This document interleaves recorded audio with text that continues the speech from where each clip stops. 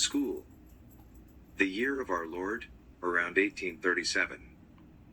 The early part of winter was cold, wet and dreary, the dreariest winter the twins had ever witnessed. Fog settled on the grounds early every evening. The shadows of the cypress trees seemed wearier than ever. Octavius was at the monastery, miles away from the plantation. He and Louis were away for over 2 months. Octavius served him well.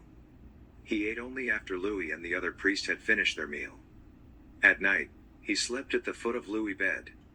His thick body served as a foot warmer for him.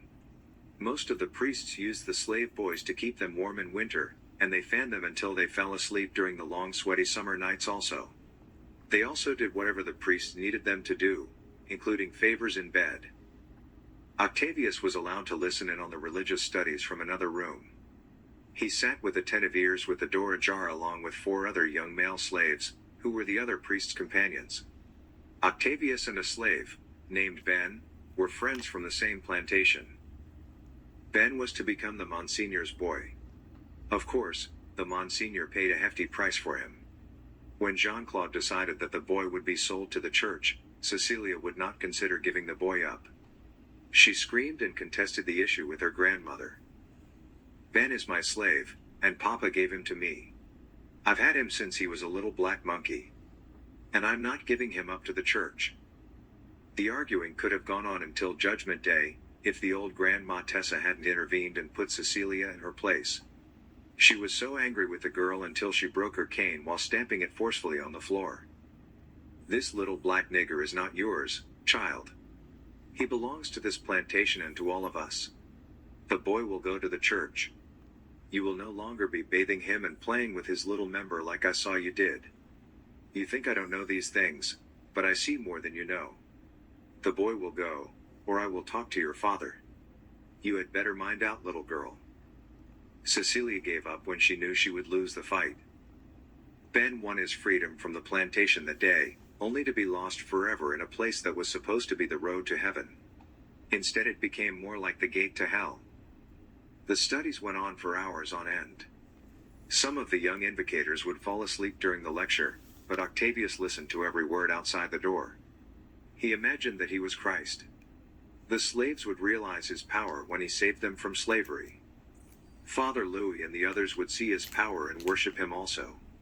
This is what he dreamed about nearly every night. Even though Ma Ani was reluctant to let Octavia live with Renee, she knew it was for the best. Octavia would probably never have a man or any children because she was cursed with the wrong body. Her manly features blossomed like a budding flower in spring. She had a tiny mustache and her breasts never grew. But her time with the moon was faithful as the sun. This was the only thing that was right in the universe for the young girl. But if she knew the arts, at least she could use magic to command her world just as Marie and Renee did.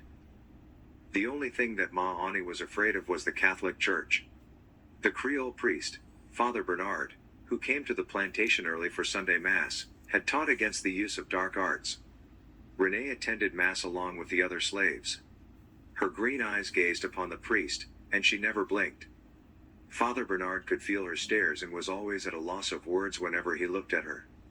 The only thing that broke the spell was a violent series of coughs that he had no control of. An altar boy would always have a tin cup of water handy to relieve him of the terrible coughing spells. Renee would laugh wickedly and leave the old wooden shack, which was the church. She would say some strange old African riddles while she was leaving. She spoke in French sometimes and sometimes she spat the words out in English. None of it made any sense. Then she'd hurry back to her mother's shack. It takes 10 men to kill the one mighty force of the Damballa. When you think he is dead, he always rises from the fire. Damballa lives forever. Everyone was relieved when she left. Ma Ani never understood why Renee acted like she did.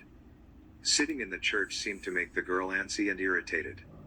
Ma Ani only knew that every slave was required to attend Mass on Sunday, and baptisms were required for all the slaves. Ma Ani had done this since she came to Jean-Claude's plantation when she was only 12 years old. Now she was handing her youngest daughter to this strange woman, called Renee,